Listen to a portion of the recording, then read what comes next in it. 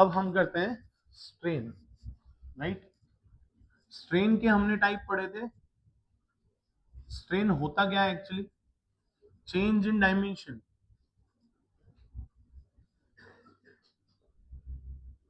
Per unit original length.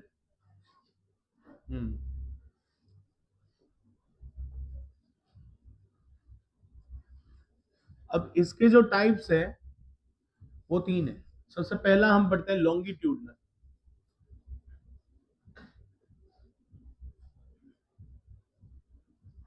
Longitudinal दो type का हो जाएगा, एक तो लीनियर हो जाएगा, एक लेटरल हो जाएगा। देखो पहले हमने अगर टेंसाइल फोर्स लगाया तो लेंथ में इंक्रीमेंट आएगा, विड्थ में डिक्रीमेंट आएगा और हाइट में भी डिक्रीमेंट आएगा। सही बात है कि नहीं है? क्लियर? और यही अगर मैं ये बोलूं कि मैंने कंप्रेसिव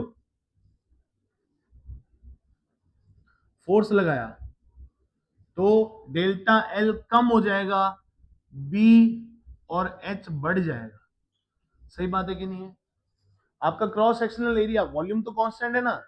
अगर वॉल्यूम कांस्टेंट है, मैंने कॉपी को ऐसे पकड़ के यहाँ पे क्लैंप करके खींच दिया उसको ऐसे टेंसाइल फोर्स लगा के, तो लेंथ उसकी क्या हो जाएगी? इंक्रीज के डिक्रीज? इंक्रीज। तो अगर लेंथ इंक्रीज हो रही है तो विड्थ को और हाइट को दोनों को कम होना पड़ेगा। राइट और रॉन्ग? ठीक है। और यही अगर मैं कंप्रेसिव फोर्स लगा दूं तो फिर हमारी लेंथ क्या हो जाएगी? कम की ज्यादा? कम हो जाएगी, डिक्रीज हो जाएगी। और इट मींस बी और एच की वैल्यू बढ़ रही है। क्लियर?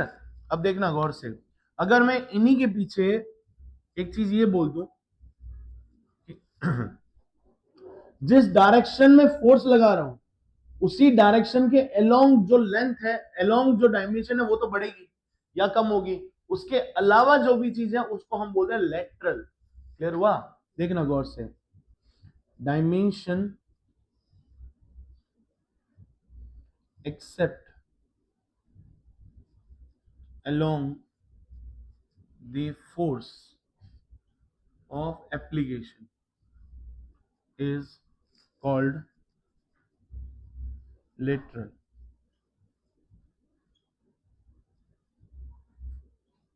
क्लियर? देखना गौर से, लेटरल में किसको बोल रहा हूं? मान लो कि ये जो है हमारे पास में, इसकी लेंथ L है, ठीक है, ये B है और ये H है। क्लियर हुआ कि नहीं हुआ? मैंने इसको पकड़ के ऐसे जोर से खींच दिया पूरा। क्लियर? तो इसकी लेंथ में इंक्रीमेंट आया कि नहीं आया? आया। तो अगर इंक्रीमेंट आ रहा है इट मींस मैं क्या बोलूंगा, मेरा फोर्स तो इस साइड में लगा ना, लेंथ के अलोंग लगा कि लेंथ के परपेंडिकुलर लगा? लेंथ के अलोंग लगा। तो इसको छोड़ दो, बाकी जो भी डायमेंशन है वो डायमेंशन कौन सी है? Lateral dimension. समझ गए नहीं समझ गए? तो अगर मैं इसको पकड़ के यहां से ऐसे खींच रहा हूं इट मींस मेरे पास में लेटरल डायमेंशन कौन कौन सी है? बी और एच है सर। नहीं समझे? समझ गए? तो इट मींस अगर मैं ये बोलूं कि लेंथ में फोर्स लगाया, force applied along the length, then क्या हो जाएगा? एप्सिलॉन एल, जिसको बोलते हैं हम डेल्टा एल अपॉन एल हो जाएगी। क्लियर? और epsilon B delta B by B हो जाएगी। और epsilon H delta H by H हो जाएगा। अगर ये इंक्रीज कर रहा है तो ये डिक्रीज करेगा, और अगर ये डिक्रीज कर रहा है तो ये इंक्रीज करेंगे। समझ गए नहीं समझ गए? क्या ये जस्ट इसके अपोजिट है? क्या ये जस्ट इसके अपोजिट है? अरे क्लियर हुआ कि नहीं हुआ? यहां भी देख लो, अपोजिट है। ये बात का ध्यान रखना। क्लियर है? इसको बोलते हैं हम लीनियर स्ट्रेन, इसको बोलते हैं हम लेटरल स्ट्रेन, इसको भी बोलते हैं हम लेटरल स्ट्रेन। क्लियर हुआ कि नहीं हुआ? डन है? तो ये होगी तुम्हारी लॉन्गिट्यूडनल। अब शियर की बात कर लेते हैं। शियर स्ट्रेन क्या हो जाएगी? शियर स्ट्रेन को हम फाई से डिनोट करते हैं। क्लियर? ये कल देखा था हमने। मान लो एक डब्बा ले लेते हैं, अगर मैं यहां पे फोर्स लगाऊं तो इस फोर्स को तो ग्राउंड पे तो फ्रिक्शन ने एब्जॉर्ब कर लिया। ये जो फोर्स लग रहा है ये फोर्स लगेगा तो इस साइड में आ जाएगा, कुछ ब्लॉक कुछ ऐसा दिखने लग जाएगा थोड़ी देर बाद। होगा कि नहीं होगा? और पहले कहां था, कुछ यहां पे था, तो यहां पे चेंज आया है और ये ओरिजिनल डायमेंशन, तो यहां पे एक एंगल बन रहा है फाई, तो हमने बोल दिया कि tan phi is equal to delta L by L, ये ही तुम्हारी स्ट्रेन हो जाएगी। Tan phi when phi is very slow very small, if phi is very small then tan phi almost phi हो जाएगा, तो फाई की वैल्यू क्या आ जाएगी, डेल्टा एल बाई एल आ जाएगी। क्लियर हुआ कि नहीं हुआ? लेकिन ये जो स्ट्रेन आई है ये एंगुलर स्ट्रेन है और ये क्या है, लीनियर है स्ट्रेन, दोनों में ये फर्क है। क्लियर और नॉट क्लियर है? तो ये जो एंगुलर स्ट्रेस आई है ये किसकी वजह से आई है, टेंजेंशियल फोर्स की वजह से आई है और टेंजेंशियल एरिया ऑफ एप्लीकेशन से आई है। तो ओरिएंटेशन और फोर्स की डायरेक्शन ये डिपेंड करती है आप पे कि आपने कौन सा एरिया लिया है और आपने कौन सा फोर्स कहां पे लगा है, उसके अकॉर्डिंग आपकी स्ट्रेन आएगी। आपको यहां से देख के पता चल रहा होगा कि इसकी यूनिट क्या हो जानी चाहिए, यूनिटलेस, और डायमेंशन भी क्या हो जाएगी, डायमेंशनलेस। क्लियर और नॉट? और ये है कौन सी क्वांटिटी, सेकंड ऑर्डर टेंसर है। डन है क्या? अब लास्ट करते हैं वॉल्यूमेट्रिक स्ट्रेन, फटाफट नोट करो उसको। लेटरल डायमेंशन हो गई ना, लेटरल डायमेंशन का मीनिंग ये हो गया कि आपका अगर आपने लेंथ को इंक्रीज किया है तो ये लीनियर है, तो ये दोनों लेटरल है। अगर आपने देखो आप क्या कर रहे हो, आप अगर ऐसे फोर्स लगा रहे हो तो लेंथ के अलोंग लगा रहे हो, तो ये क्या हो गया, लीनियर लॉन्गिट्यूडनल। क्लियर? लेकिन अगर आपने फोर्स ऐसे लगा दिया यू, क्लियर, तो ये बी है ना, तो डेल्टा बी बाई बी क्या हो जाएगा, linear. Delta H by H और डेल्टा एल बाई एल क्या हो जाएगा, लेटरल। क्लियर है? नोट करो।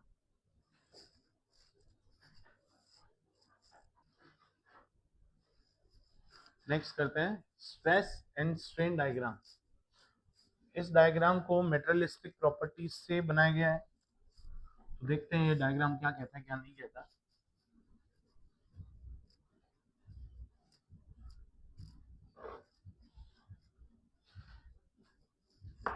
देखो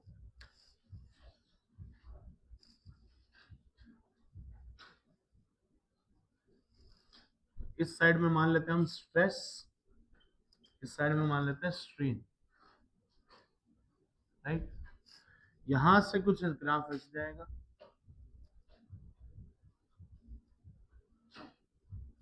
ऐसे हो जाएगा। क्लियर? एक यहां पे एक लिमिट आती है जिसको हम बोलते हैं प्रोपोर्शनल लिमिट, इसके जस्ट नियर बाई होती है इलास्टिक लिमिट। दोनों डिफरेंट नहीं होती है तो एक ही ले सकते हैं, बट ये होती है स्प्रिंग में और ये होती है इलास्टिसिटी में। ठीक है? आगे आती है एक यील्ड लिमिट, ठीक है, यहां पे आती है अल्टीमेट लिमिट, यहां पे आती है फ्रैक्चर लिमिट। क्लियर है? तो हम यहां से एक चीज बोल सकते हैं, P is proportional limit, E is elastic limit, Y is yield limit और U is ultimate limit।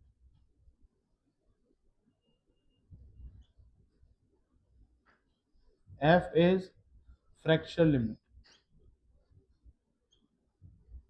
गौर से समझना, प्रोपोर्शनल लिमिट क्या होती है, इलास्टिक लिमिट क्या होती है, यील्ड लिमिट क्या होती है, अल्टीमेट और फ्रैक्चर क्या होती है। फ्रैक्चर तो नाम से पता चल रहा है कि ये टूट चुका है। क्लियर हुआ कि नहीं हुआ? गौर से देखना, सबसे पहले आया कि इलास्टिक और प्रोपोर्शनल लिमिट। देखो हमने ये शायद ये पढ़ रखा है कि F is directly proportional to minus x. कब पढ़ा है? स्प्रिंग के केस में। क्लियर हुआ कि नहीं हुआ? स्प्रिंग के केस में तो F जैसे ही हटता है तो एक कांस्टेंट आता है, उसको कहते हैं हम K, स्प्रिंग कांस्टेंट। क्लियर हुआ कि नहीं हुआ? तो स्प्रिंग में भी कैसे काम कर रहा है, जैसे ही आपने फोर्स लगाया वैसे ही डिफॉर्मेशन आएगा, जैसे ही आपने फोर्स हटा दिया स्प्रिंग तुरंत एक फोर्स लगा के उसको रीस्टोर कर देगी। क्लियर हुआ कि नहीं हुआ? सिमिलरली सॉलिड्स में भी ऐसे ही होता है।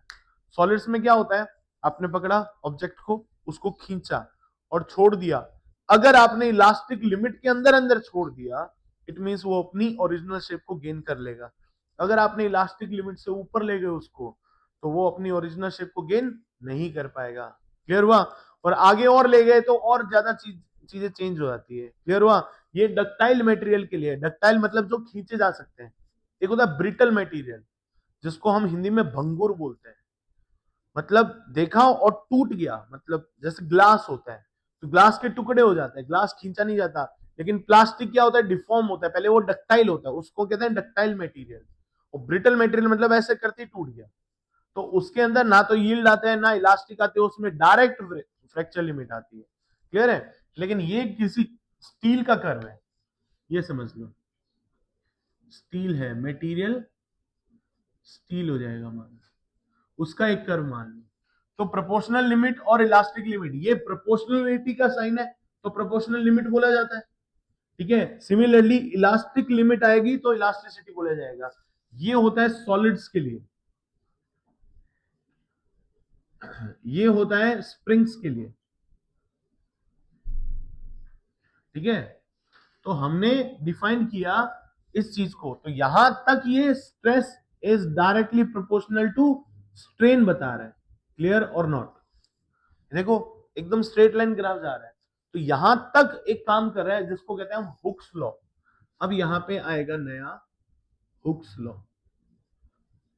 हुक्स लॉ के according stress is directly proportional to strain. Stress is directly proportional to strain up to elastic और प्रोपोर्शनल लिमिट। समझ गए? नहीं समझ गए? Within elastic limit. Clear है? इससे बाहर ये लॉ नहीं लगेगा। जैसे ही ये हटेगा, प्रोपोर्शनलिटी हटा, तो हमने सिग्मा प्रोपोर्शनल एप्सिलॉन लिखा हुआ है, sigma is equals to E epsilon आ जाएगा। यहां पे ई को हम क्या बोलेंगे? यंग्स मॉडुलस,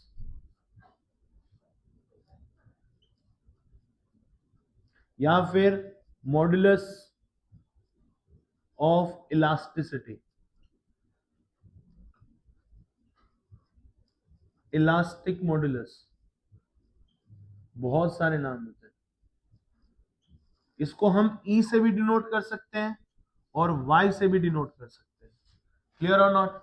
यंग्स का मॉडुलस आया सर, साइंटिस्ट तो हुक्स था, यंग्स क्यों आ गया? ठीक है, हुक और दोनों यंग दोनों ही साइंटिस्ट थे। हो सकता है कि मैं जिस टाइम पे स्टडी कर रहा हूं उसी टाइम पे कोई और बच्चा स्टडी कर रहा हो, कहीं और पे वो सेम रिसर्च कर रहा हो, उसके रिजल्ट भी सेम आ रहे हैं, मेरे रिजल्ट भी सेम आ रहे हैं। तो हम दोनों ने एक पेपर पब्लिश किया, मैंने स्प्रिंग लोडेड कर दिया, उसने स्ट्रेस लोडेड कर दिया, मैंने डिफॉर्मेशन एक्स में बता दिया, उसने deformation delta L by L में बता दिया, तो सिमिलर काइंड ऑफ हो गए। तो इस वजह से दोनों को यूज करने के लिए हुक्स का लॉ के अंदर यंग्स का मॉडुलस यूज किया गया और कुछ नहीं। क्लियर है? ये 3D बॉडी के लिए, सेकंड ऑर्डर टेंसर के लिए, और वो जो है f is directly proportional to x, वो किसके लिए है? वेक्टर के लिए। क्लियर है? क्योंकि फोर्स इज अ वेक्टर और sigma stress is a second order tensor. Done और नॉट? क्लियर है? ज्यादा कोई फर्क नहीं है। तो आप लोग ये ध्यान रखो, ये हुक्स का लॉ है। अब यहां तक ये प्रोपोर्शनलिटी चल रहा है, इलास्टिसिटी चल रहा है, तो ये जो बनेगा ना आपका, ये स्ट्रेट लाइन कर्व बनना चाहिए। यील्ड लिमिट, अल्टीमेट लिमिट और फ्रैक्चर लिमिट। फ्रैक्चर लिमिट तो आपको पता है कि वहां पे बॉडी टूट जाएगी। अल्टीमेट लिमिट और वाई यील्ड लिमिट, ये अभी लिखते हैं। अब एक होता है हाइस्टेरेसिस।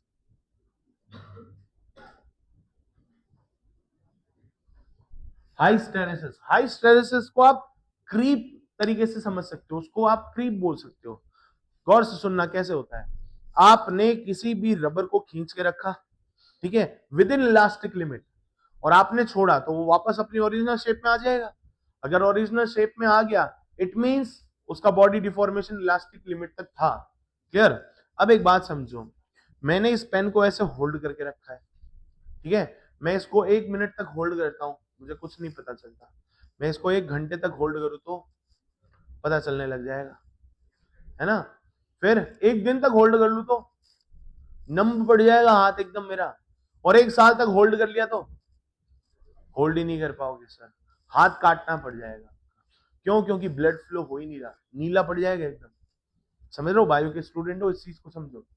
आपने इसको उठाया तो ये तो एमजी नीचे लगा रहा है ना, इतना एमजी नहीं लगा रहा कि आप इसको कंट्रोल ही नहीं कर पाओ। आपने इसको एमजी इधर लगाया, लेकिन आप इसको ज्यादा टाइम तक कंट्रोल नहीं कर पाओगे, क्योंकि इसने एमजी फोर्स नीचे नहीं लगाया, इसने एमजी भी लगाया, और आपका हाथ यहां से बंधा हुआ है, जॉइंट यहां है ना, या फिर जॉइंट यहां पे। क्लियर?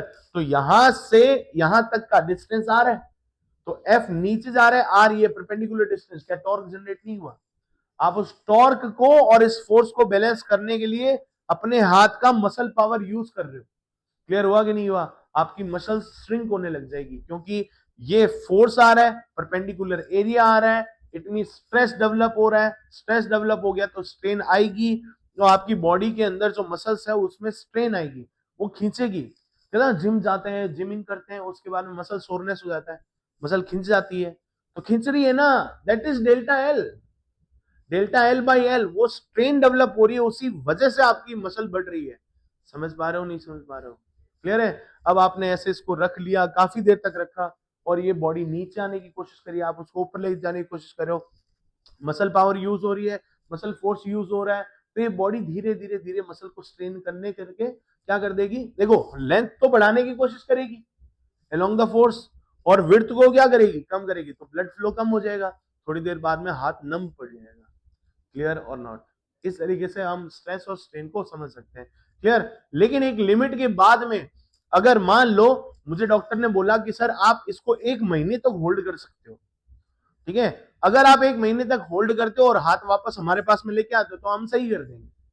क्लियर? मान लो मैंने 1 महीना और 5 दिन तक इसको होल्ड कर लिया और मैं वापस ले गया, तो मैंने बोला कि सर अब इस हाथ को सही कर दो, ये जो मसल है इसको थोड़ा दवाई ववाई लगा के इसको सही कर दो। वो बोले सर अब नहीं कर सकते, ये अपनी इलास्टिक लिमिट से ऊपर चला गया है।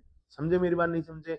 मतलब आपने इसको खींच दिया है बड़े लंबे टाइम तक, तो ये इलास्टिक लिमिट तक तो था अगर आप 1 दिन तक करते तो, लेकिन ये अब लॉन्ग टाइम तक हो गया, अब ये वापस से अपनी ओरिजिनल शेप में नहीं आएगा।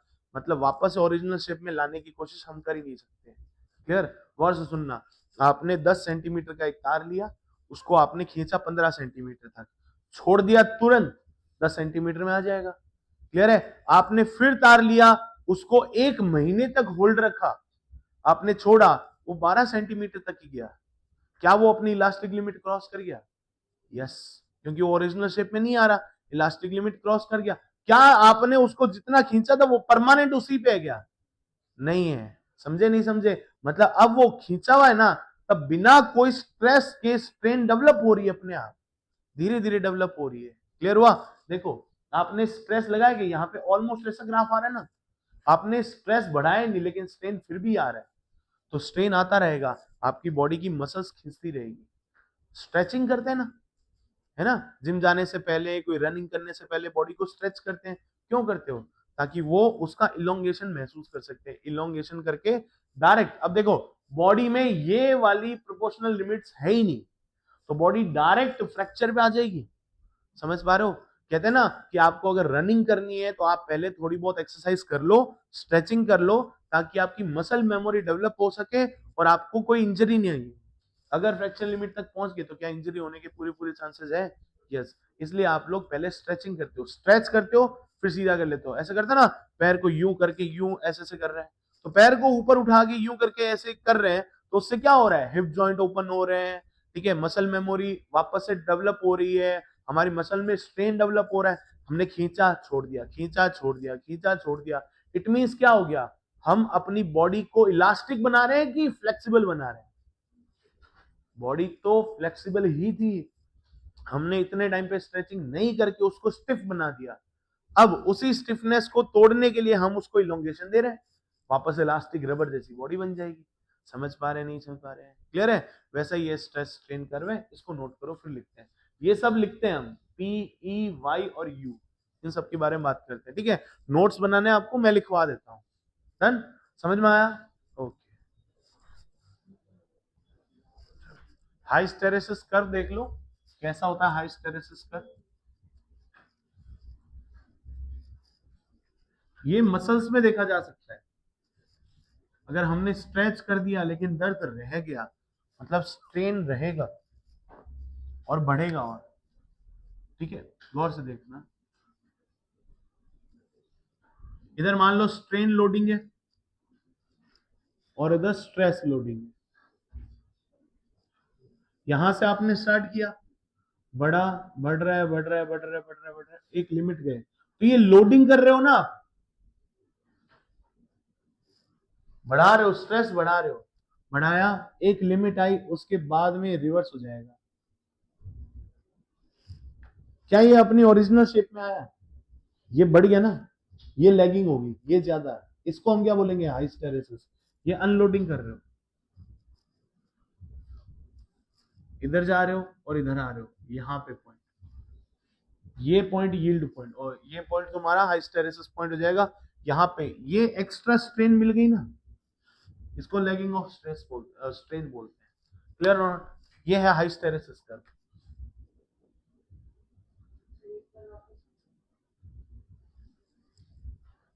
ये वाला देखो, आपने किसी को खींचा, ऐसे समझ लो आप अपनी मसल्स को खींच रहे हो, आपने मसल्स को खींचा, जैसे मान लो आपका कोई नोट बन गया यहाँ पे, ठीक है, जैसे आप फिजियोथेरेपिस्ट के पास में गए, उसने आपको मसल के लिए रिफॉर्मेशन बताया। अब बॉडी की जो मसल्स है वो अपनी ओरिजिनल शेप में आ जाए तो दर्द थोड़ी ना होगा। उसने आपकी बॉडी को खींचा, ठीक है, वापस से छोड़ दिया, खींचा, वापस से छोड़ दिया, तब वो इलास्टिक लिमिट दिखा रहा है, इसका मतलब वो अपनी ओरिजिनल शेप में आने की कोशिश करेगा। क्लियर हुआ कि नहीं हुआ? लेकिन ये मान लो आपने 10 घंटे तक जिम कर लिया, बॉडी की स्ट्रेंथ पूरी लगा दी, स्ट्रेस तो पूरी आ गई, स्ट्रेन भी डेवलप हो गया, मसल्स खींच गई पूरी, इतनी ज्यादा खींच गई कि वो अपनी ओरिजिनल शेप में ही नहीं आ रही। अब उसको वापस से ओरिजिनल शेप में नहीं ला रहे हो, इट मींस आप उसका लेगिंग कर रहे हो, स्ट्रेन बढ़ा रहे हो। अब आपने जिम करना बंद कर दिया ना, जिम करना बंद कर दिया, तब आपकी मसल्स तो ग्रो हो रही है ना। जैसे आप गए मॉर्निंग में, ठीक है, आपने 100-150 पुशअप मार लिए, ठीक है, पुलअप मार लिए 100-200, और बेंच प्रेस कर ली, एक्स वाई जेड सब कुछ कर लिया तुमने, ठीक है, 4 घंटे लगे तुम्हें, अब एकदम थक गए, हालत खराब हो गई, अभी तो लोडिंग चल रहा था, अब रेस्ट कर रहे हो, ठीक है, रेस्ट कर रहे हो, तब आपकी बॉडी बन रही है, अब प्रोटीन इनटेक है तो। जिम एथलीट होते ना, ये भी एक स्पोर्ट्स है, समझ रहे हो मेरी बात? जिम जा रहे हैं और वापस से घर पे आ रहे हैं, प्रोटीन खा रहे हैं, डाइट अच्छी ले रहे हैं और अच्छी नींद ले रहे हैं, अच्छा रेस्ट दे रहे हैं बॉडी को, तब जाके बॉडी की मसल बनती है। अब तुम जिम जा रहे थे, घर पे आए, उस टाइम पे तुम्हें तो हालत खराब होगी, उस टाइम पे तुम्हारी बॉडी बनी थी क्या? नहीं थी। अगले दिन उठोगे और बॉडी वैसे चेक करोगे, अरे वाह मेरे तो मछली आ रही है ना, वो देख रहे हो, ये एक्स्ट्रा ग्रो है। अब तुमने स्ट्रेस लगाई क्या? तुमने तो स्ट्रेस रिलीज करी है यार, नींद ली है, स्ट्रेस रिलीज कर ली ना, वो स्ट्रेस रिलीज करिए, अनलोडिंग करिए, फिर भी स्ट्रेन डेवलप हुआ ना, बॉडी की मसल में स्ट्रेन डेवलप हुआ ना, दैट इज कॉल्ड हाइस्टेरेसिस। क्लियर है? करो फटाफट, बनाओ उसको।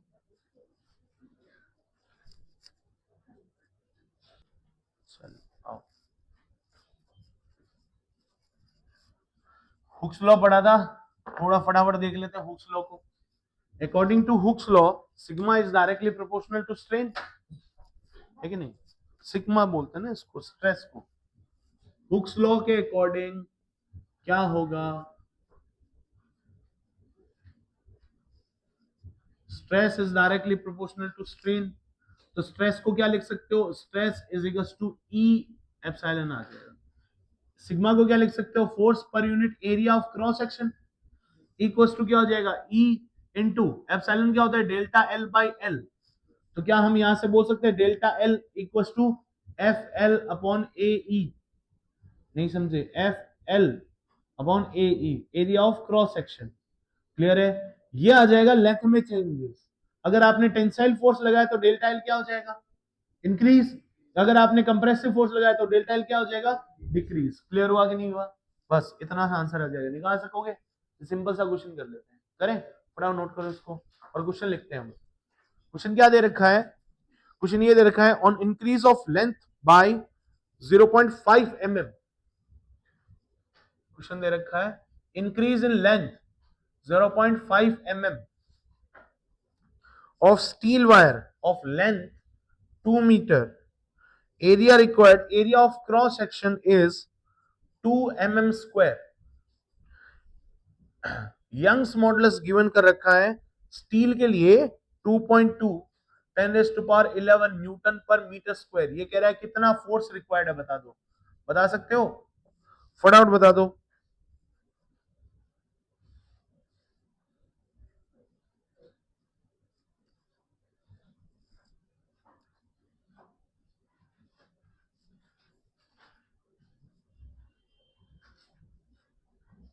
एक मिनट के अंदर अंदर आंसर आना चाहिए, जल्दी कर दो। फिर नेक्स्ट करते हैं।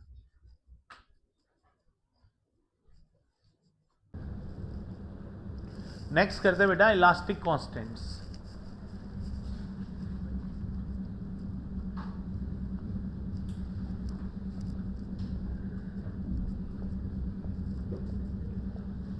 इनको गौर से समझना, इंपॉर्टेंट चीजें।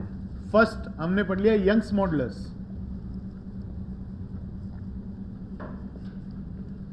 यंग्स मॉडुलस कहां से आया था? इसको हम E से भी डिनोट करते हैं और Y से भी डिनोट करते हैं, right? Sigma is directly proportional to epsilon. Sigma क्या होता है? Stress is equal to strain with sign this, right और रॉन्ग? राइट। ये कौन सी स्ट्रेन होती है? ये कौन सी स्ट्रेस होती है? लॉन्गिट्यूडनल। और ये भी लॉन्गिट्यूडनल स्ट्रेन। ये होगी स्ट्रेस और ये हो जाएगी इसके कॉरस्पॉन्डिंग स्ट्रेन। तो स्ट्रेन यूनिटलेस होता है बट इसकी यूनिट होती है, तो E की यूनिट क्या हो जाएगी? Sigma by E epsilon. तो ये होता है न्यूटन पर मीटर स्क्वायर में और ये है यूनिटलेस। तो E की जो यूनिट है वो क्या हो जाएगी? न्यूटन पर मीटर स्क्वायर और पास्कल। क्लियर है? और दूसरा इसकी डायमेंशन फिर क्या हो जाएगी? वही सेम जो पास्कल की होती है, न्यूटन पर मीटर स्क्वायर। न्यूटन की इतनी m1 L1 T-2 और इसकी L2। ऊपर 1 1 कट गया तो ये ऊपर चला गया, बचा गया m1 L-1 T-2। करेक्ट और नहीं? जितना ज्यादा E उतनी ज्यादा इलास्टिसिटी। डन है? यंग्स मॉडुलस भी बोलते हैं इसको, मॉडुलस ऑफ इलास्टिसिटी भी बोलते हैं, इलास्टिक कांस्टेंट्स भी बोलते हैं। और सेकंड हम करते हैं मॉडुलस ऑफ रिजिडिटी। इसको हम C से डिनोट कर सकते हैं, N से कर सकते हैं, G से कर सकते हैं। CNG हो गया। क्लियर? ये होता क्या है? हमने एक चीज और पढ़ी, देखो बेटा, ये तो था हुक्स लॉ, ठीक है?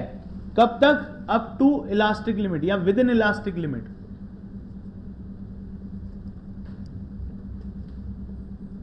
सिमिलरली इसका करस्पॉन्डिंग बनाओ, ये लॉन्गिट्यूडनल है, अगर मैं शियर स्ट्रेस को लेके आऊं तो वो भी शियर स्ट्रेन के डायरेक्टली प्रोपोर्शनल होगी up to a limit.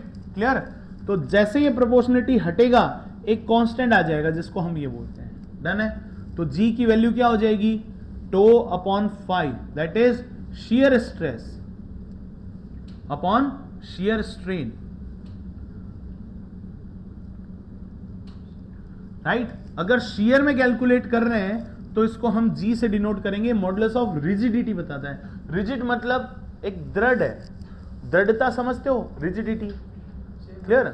Shape में चेंजेस नहीं आएंगे, शेप डिफॉर्म नहीं होगी, या फिर अगर थोड़ा एक अच्छा वर्ड बोले तो डिस्टॉर्टेड नहीं होगी। समझ रहे हो?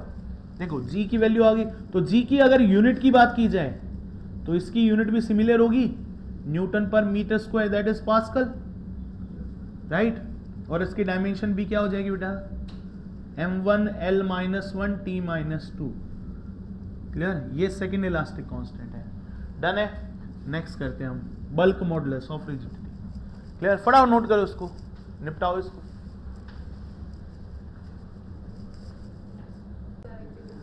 चलो बल्क मॉडुलस करते हैं बेटा। थर्ड कांस्टेंट,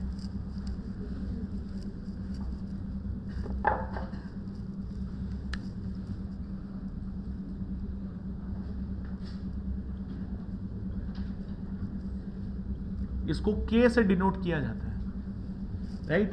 देखो गौर से, बल्क मॉडुलस की वैल्यू होती है stress per unit volumetric strain.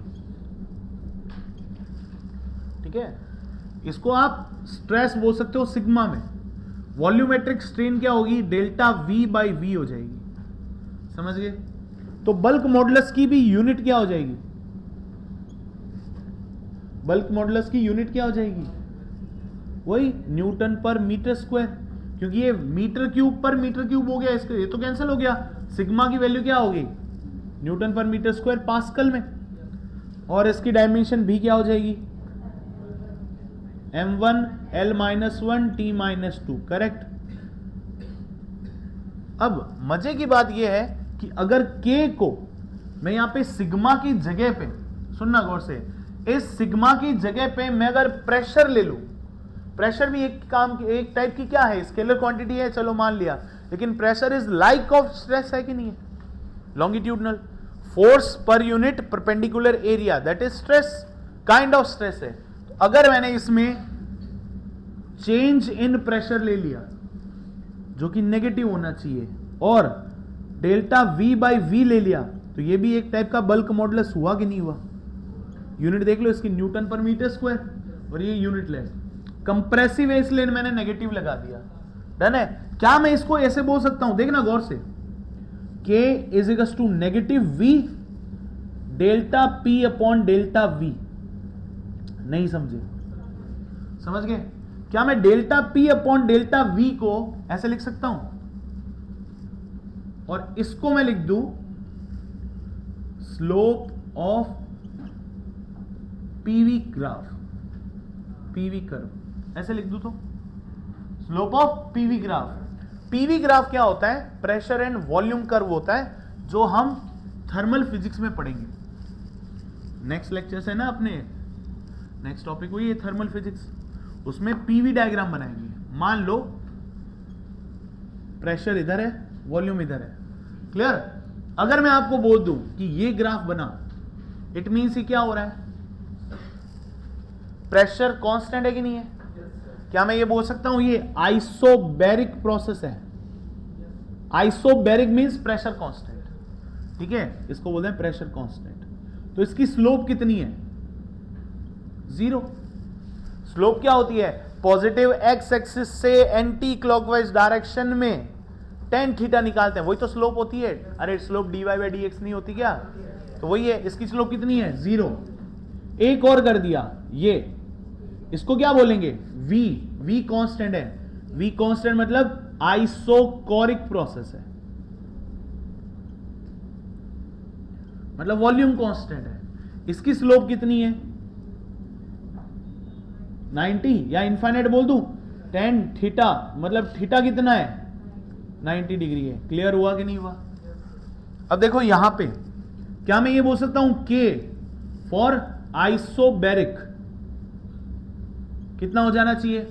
भाई P कांस्टेंट है, तो डेल्टा P की वैल्यू 0, तो ये कितना आ जाएगा? 0। K फॉर आइसोबैरिक बोल दिया, अब आइसोकोरिक बोल दूं तो इनफाइनाइट। क्लियर हुआ कि नहीं हुआ? अब इनका यूज है, अब आगे 2-3 प्रोसेस और आएंगे। आइसोथर्मल आएगा, पॉलीट्रॉपिक आएगा, आइसेंट्रोपिक, एडियाबेटिक आएगा, वो सारे प्रोसेस करेंगे। तब मैं तुमसे पूछूंगा कि बेटा इसका बताओ कि आपका बल्क मॉडुलस कितना आ रहा है, इस प्रोसेस में बल्क मॉडुलस कितना आ रहा है। वॉल्यूम पता होगा तुम्हें, और पीवी ग्राफ दे देंगे। प्रोसेस का नाम बोलते ही पीवी दिमाग में आ जाना चाहिए, और उसकी स्लोप पता हो जानी चाहिए। जैसे ही आप बोलोगे उसकी स्लोप आ जाएगी, और इसकी वैल्यू पुट ऑन कर लेंगे। क्लियर और नॉट? क्लियर है? अब देखो गौर से, एक और चीज बताता हूं। एक होता है कंप्रेसिबिलिटी।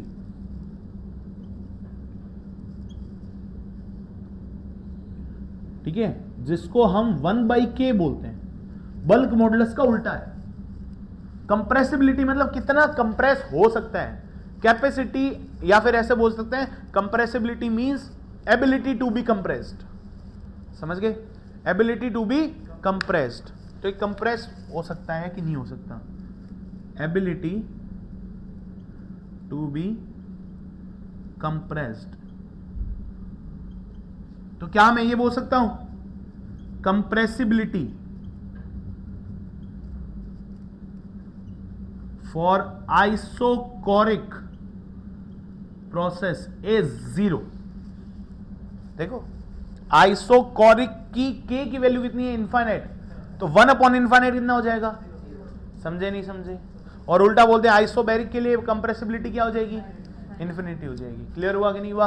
अब एक बात समझो, कंप्रेसिबिलिटी फॉर आइसोकोरिक मतलब वॉल्यूम चेंज नहीं होना चाहिए। लिक्विड कंप्रेस हो सकता है क्या, वाटर कंप्रेस हो सकता है क्या, नहीं हो सकता। गैस कंप्रेस होती है हमेशा, समझ गए।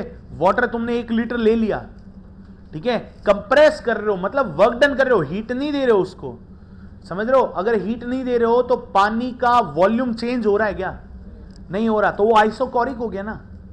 अगर वो आइसोकोरिक है इसका मतलब कंप्रेस नहीं कर रहे, इसीलिए बोला जाता है एयर कंप्रेसर, वाटर पंप।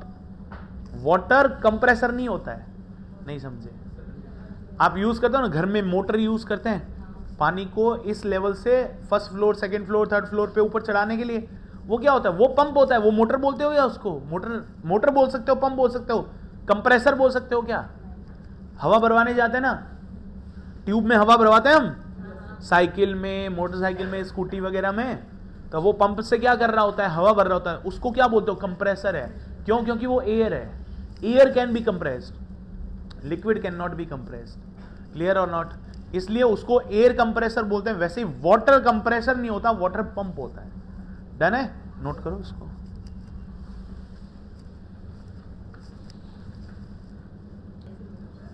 चलो नेक्स्ट करते हैं पॉइजन रेशो। याद रहेगा बल्क मॉडुलस, कंप्रेसिबिलिटी। आवाज नहीं करो, शांति से बैठो।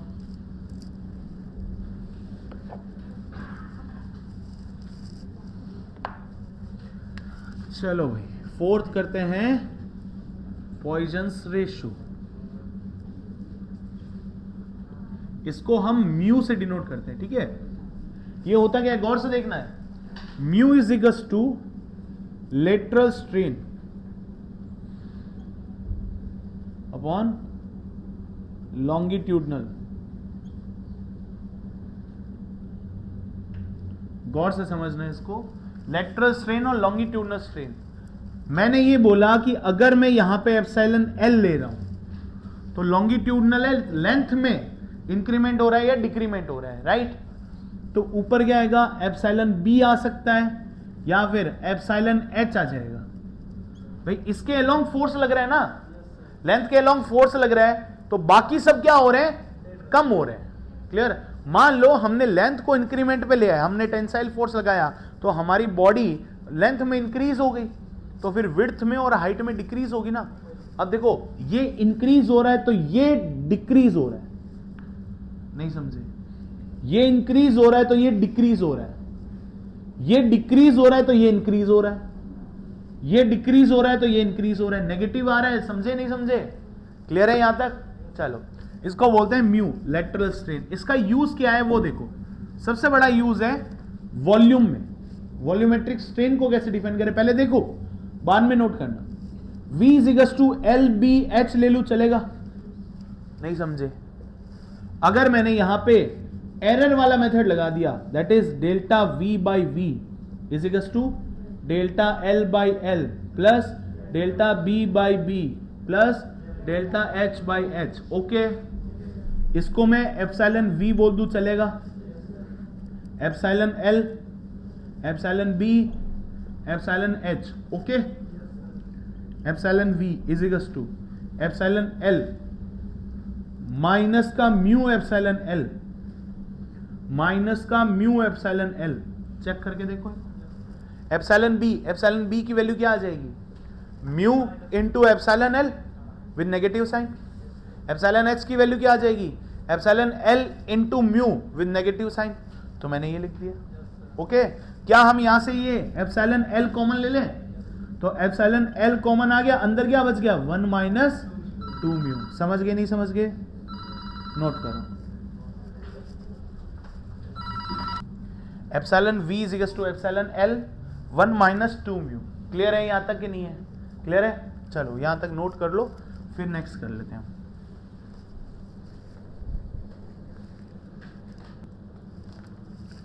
नेक्स्ट आओ, इनके बीच में रिलेशन देखते हैं।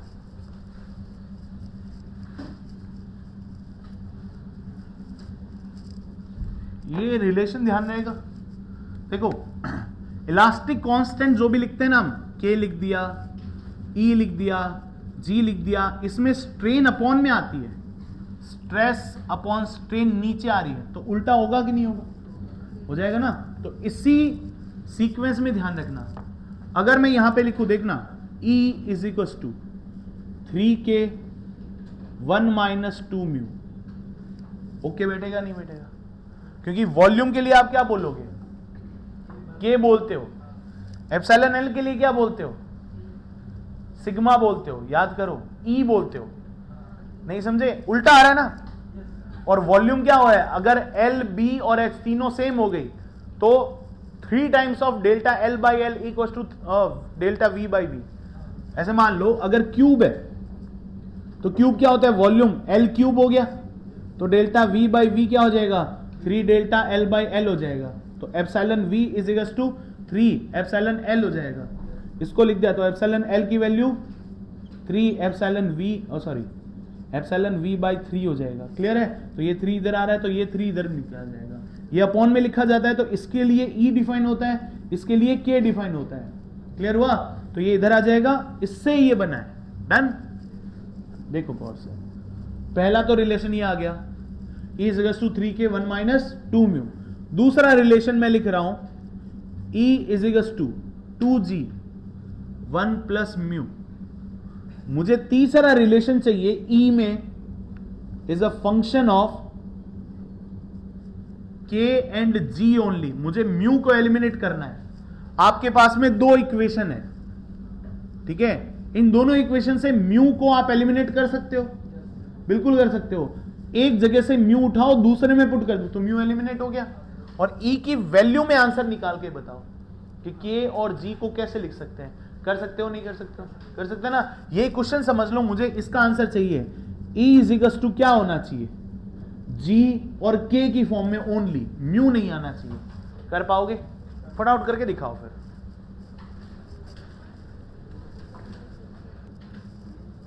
चलो बताओ क्या आया? माइनस नहीं आएगा, मैं सीधा आंसर दे रहा हूं। E is equal to 9kg upon 3K plus G। ये आंसर आना चाहिए। किस किस का आया?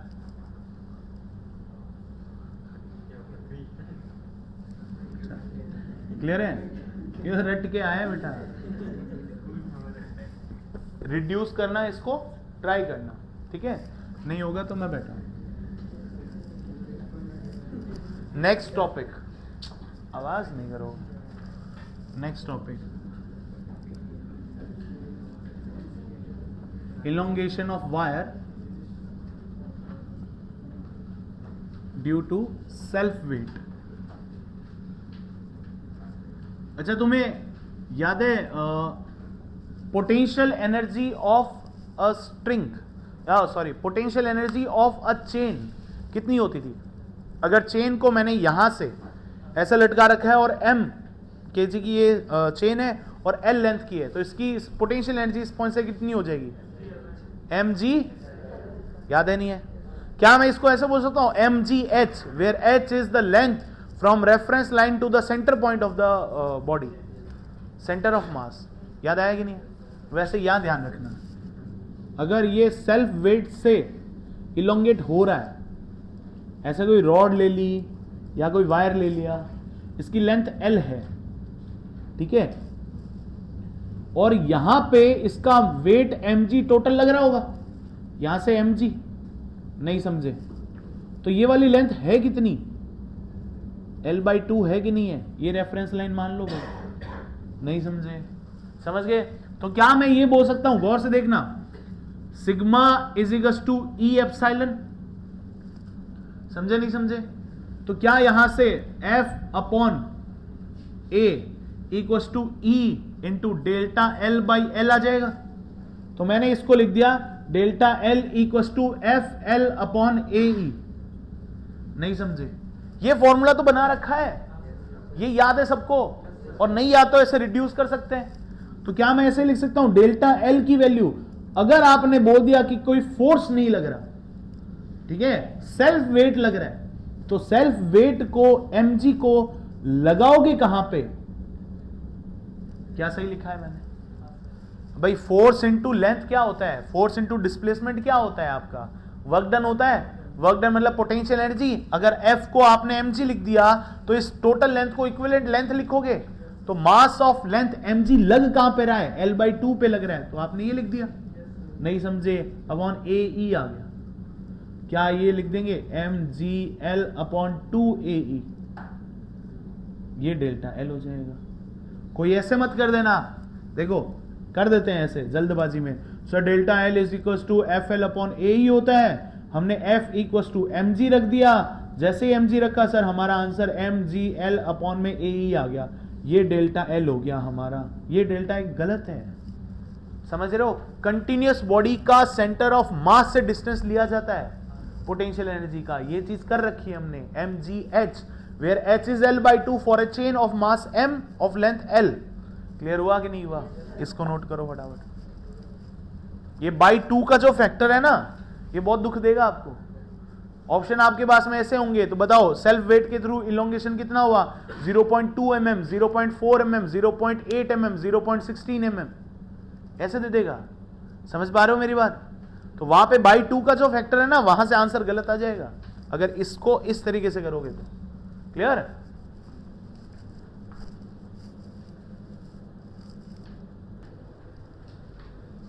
Potential energy of stretched wire. आप किसी वायर को स्ट्रेच करो या फिर किसी स्ट्रेच्ड वायर में वापस से रिफॉर्मेशन देखो, तो बात तो एक ही है ना। नहीं समझे? किसी स्प्रिंग को आप खींच रहे हो या फिर खींची हुई स्प्रिंग को छोड़ रहे हो, तो वो अपनी वापस से ओरिजिनल शेप में आ रही, तो वर्क डन तो इक्वल होगा ना। ये तो समझे नहीं समझे? तो मान लेते हैं हमारे पास में एक रॉड थी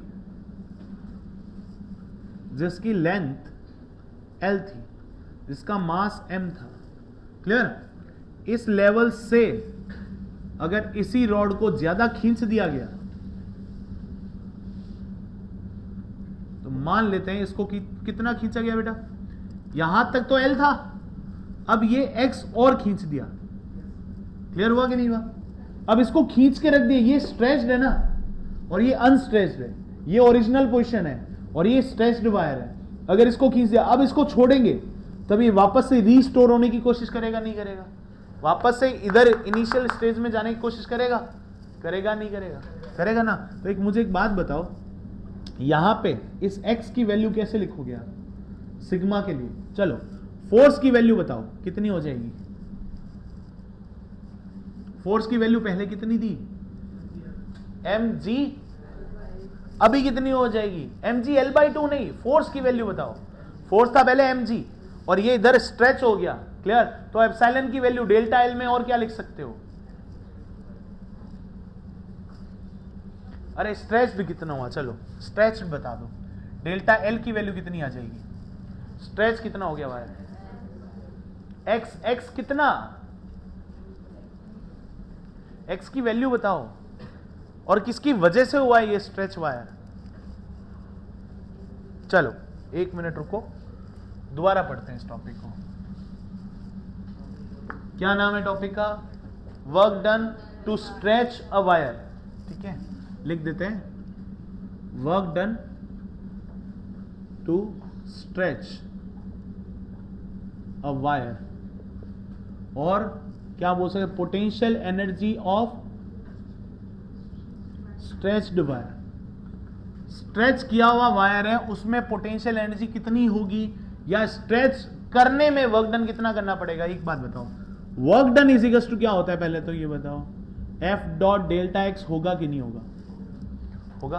ठीक है, इनिशियली हमारे पास में एक वायर था जिसकी लेंथ L थी और जिसका मास M था। ठीक है, जिसका मास M था, यहां तक था ये ओरिजिनल शेप में। ठीक है, इसको मैंने खींच दिया, तो अब ये कहां तक पहुंच गया? कुछ यहां पहुंच गया ना। तो यही तो डेल्टा एल है, यही तो चेंज है। अरे मान लेते हैं कि ये एक्स डिस्टेंस है, तो ज्यादा दिख रही है, इसको इतना ही मानते हैं। मान लो ये एक्स डिस्टेंस स्ट्रेच हो गया, क्लियर।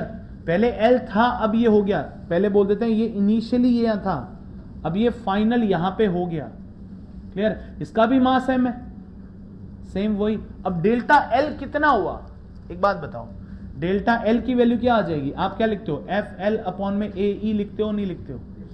ये होता है ना। तो डेल्टा एल यहां पे एक्स की वैल्यू कितनी आ जाएगी? आ जाएगी, स्ट्रेच कर रखा है। अगर आपने कहीं से ये फोर्स की वैल्यू निकाल ली, डेल्टा एक्स आपने पुट कर दिया, तो क्या आप इसको वर्क डन को, ये जो वर्क डन है एफ डॉट डी एक्स या डेल्टा एक्स, आप इसको इंटीग्रेट कर दोगे, पूरे को इंटीग्रेट, जीरो से टोटल वर्क डन, कहां से कहां तक कर रहे हो? जीरो से डेल्टा एल तक जाएगा, फाइनल तो ये ना। डेल्टा एल तक जाने में इसको कितना वर्क डन करना पड़ा? यही तो है वर्क डन बाय स्ट्रेच। समझे या कि नहीं समझे? और या फिर मैं इसको एक और बात से बोल सकता हूं कि मान लो कि हमने एक इसको यहां से बांध रखा है, इसको मैं स्ट्रेच कर रहा हूं, मान लो एक स्प्रिंग है। हुक्स लॉ क्या कहता है? Every solid behaves like a spring up to an elastic limit. मतलब हर एक सॉलिड को खींचा जा सकता है, स्ट्रेस स्ट्रेन में डेवलप हो सकती है, और उसको जब छोड़ देंगे तो वो अपनी ओरिजिनल शेप में वापस आ जाएगा।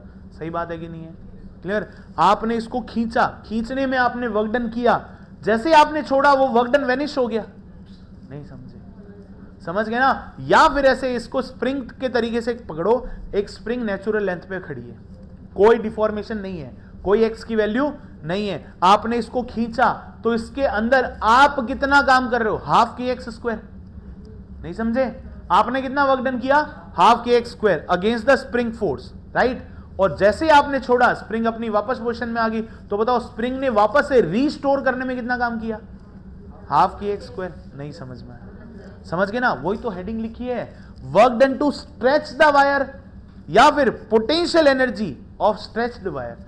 पहले से स्ट्रेच है, उसमें पोटेंशियल एनर्जी कितनी है? हाफ के एक्स स्क्वायर। स्ट्रेच कर रहे हो तो पोटेंशियल एनर्जी कितनी होगी? हाफ के एक्स स्क्वायर। उसी की तो बात कर रहा हूं। अब समझ में आया? स्प्रिंग को इसके साथ में कनेक्ट कर रहे हैं, तो पहले तो इसको नोट करो, फिर इसका इंटीग्रेशन करो, एफ की वैल्यू निकाल के। कर सकते हो? ट्राई करो, देखो। अगर आप एफ की वैल्यू निकालने में सक्षम हो तो ये क्वेश्चन बहुत इजीली हो जाएगा। देखो गौर से, अब हमारा टास्क ये है कि हमें ये एफ निकालना है बस, ठीक है। फोर्स कैसे निकाल सकते हो? अगर किसी की स्ट्रेस की वैल्यू गिवन हो तो चलो स्टार्ट से करते हैं। Stress is equals to E epsilon, ठीक है। अब बेसिक से करते हैं, ये फोर्स हो जाएगा, तो ये अपॉन में एरिया आएगा, ई पड़ा है, इसका डिफॉर्मेशन कितना है? Deformation upon original dimension. Deformation कितना किया? एक्स। डिफॉर्मेशन कितना है? एक्स। ओरिजिनल डायमेंशन कितनी थी? ए को उठा के यहां रख दूं? नहीं समझे? समझ गए ना? तो ये आ गया ना एफ, इस एफ को उठाओ यहां पे रख दो, बस। करें इसको, तो फिर यहां पे वर्क डन की वैल्यू क्या आ जाएगी? वर्क डन की वैल्यू एफ की जगह पे रख दो, ई पड़ा है, एक्स पड़ा है, ए पड़ा है, एल है, into D x. Delta x को मैंने डी एक्स लिख दिया, चलेगा? इंटीग्रेट कर दिया, कहां से? जीरो से डेल्टा एल तक कर दें।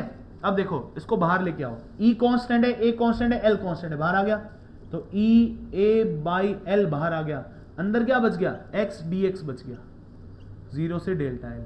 सही बात है कि नहीं? क्लियर है? अब गौर से समझना मेरी बात। ई ए बाई एल इंटू यहां पे क्या आ जाएगा? एक्स स्क्वायर बाई टू आ जाएगा, तो क्या मैं यहां से लिख दूं? डेल्टा एल बाई टू का स्क्वायर। समझ गए आई गेस कि नहीं समझे? समझ गए? अब इसकी वैल्यू आ गई, तो आप इसको क्या लिख सकते हो? एल से मल्टीप्लाई एल से डिवाइड कर दो, एल बाई टू। एक मिनट, ओ सॉरी, टू का स्क्वायर नहीं होगा, इसका स्क्वायर हो जाएगा, right. Delta L square by to हो जाएगा। अब एक बात करो, एल का मल्टीप्लाई और एल का डिवाइड कर दो इसमें, तो E A by L into delta L square by two दे रखा है, एल से मल्टीप्लाई और एल से डिवाइड कर दिया, चल गया। ये क्या होता है? स्ट्रेन होती है। नहीं समझे? ये क्या होती है, स्ट्रेन होती है, और A इंटू एल क्या होता है, वॉल्यूम हो गया, area of cross section multiply length. Clear है? अब देखना गौर से, मैं इसको क्या लिखने की कोशिश कर रहा हूं, वर्क डन या पोटेंशियल एनर्जी कितनी हो जाएगी, F डॉट डी एक्स है, ये चल रहा है, तो हमने लिख दिया E इंटू वॉल्यूम इंटू क्या आ गया तुम्हारा, सिग्मा बाई 2 कर देते हैं पहले। देखो ये ओके, ये और ये मिलके वॉल्यूम बन गया, इंटू ये बचा क्या, 2 हो गया, ये क्या बचा, एप्सिलॉन का स्क्वायर। नहीं समझे? समझ गए? तो फाइनल आंसर क्या आया, E epsilon square by 2 into volume, ये आया। ये वर्क डन हो गया तुम्हारा first formula. Second formula, E epsilon को क्या लिखा जा सकता है, सिग्मा। देखो sigma is equals to E epsilon, इसको क्या लिखो, स्क्वायर को एक बार लिख दो तो क्या बन जाएगा, E epsilon epsilon volume into 2, तो ये क्या बन जाएगा, सिग्मा। तो क्या लिख दें, हाफ सिग्मा एप्सिलॉन और वॉल्यूम, ये बन जाएगा तुम्हारा वर्क डन। क्लियर और नॉट? अब एक बात सोचो, हाफ सिग्मा इंटू एप्सिलॉन हो गया वॉल्यूम, अगर मैं वॉल्यूम को पर यूनिट मीटर क्यूब ले लूं, पर मीटर क्यूब ले लूं, तो ये क्या हो जाएगा, वर्क डेंसिटी हो जाएगा, नहीं हो जाएगा? जैसे मास पर unit volume is called density, mass density, वैसे हम क्या बोल देंगे, वर्क डेंसिटी हो जाएगी। गौर से देखना, आप यहां पे कर रहा हूं छोटा सा, तो ये हो जाएगा वर्क डेंसिटी फॉर पर यूनिट वॉल्यूम, क्या हो जाना चाहिए, हाफ सिग्मा इंटू एप्सिलॉन। क्या ये आता है sigma into epsilon, elastic limit, sigma इधर एप्सिलॉन इधर, यही तो हुक्स का लॉ है। तो इसका एरिया जो आएगा वही तो वर्क डन दिखा रहा है ना, 1/2 सिग्मा 1/2, ये कितना हो गया सिग्मा, और ये कितना हो गया एप्सिलॉन। डन है? तो इसका एरिया क्या रिप्रेजेंट कर देगा, वर्क डेंसिटी रिप्रेजेंट कर देगा। डन हुआ कि नहीं हुआ? अब नोट करो इसको, ये फाइनल आंसर है, एक ये याद रखना और एक ये याद रखना। क्लियर और नॉट? क्लियर है? करो नोट फटाफट इसको।